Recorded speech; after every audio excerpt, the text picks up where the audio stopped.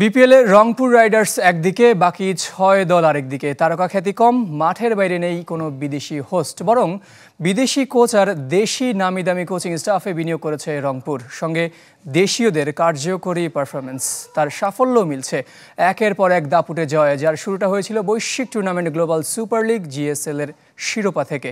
BPL ও GSL এর ২ শিরোপার পর এখন তৃতীয় স্টারে চোখ উত্তরবঙ্গের প্রতিনিধিদের।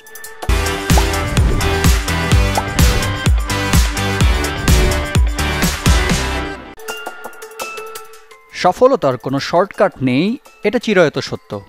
এবারের বিপিএলে রংপুর সেই সত্যকেই সময়ের সাথে প্রমাণ করে চলেছে। ৫ ম্যাচে ৫ জয়ই কথা বলছে রাইডার্সের হয়ে।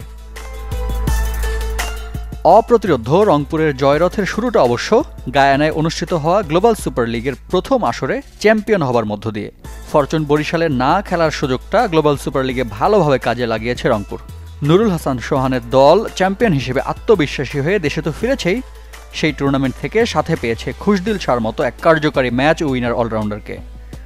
এবারের বিপিএলে ৫ ম্যাচে বল হাতে ৯ উইকেটের পাশাপাশি যার নামের পাশে ৯৪ রান।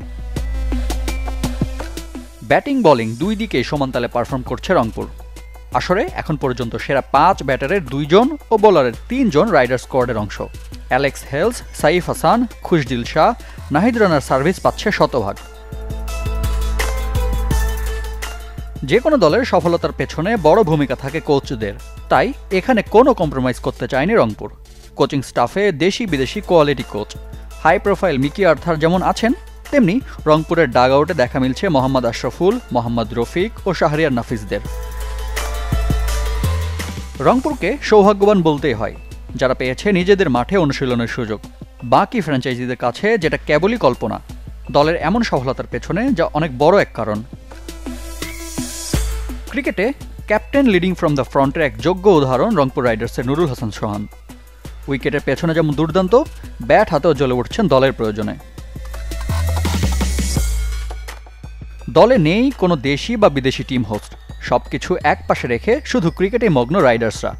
তাদের সামনে বারবার মুখ থুবড়ে পড়ছে প্রতিপক্ষরা।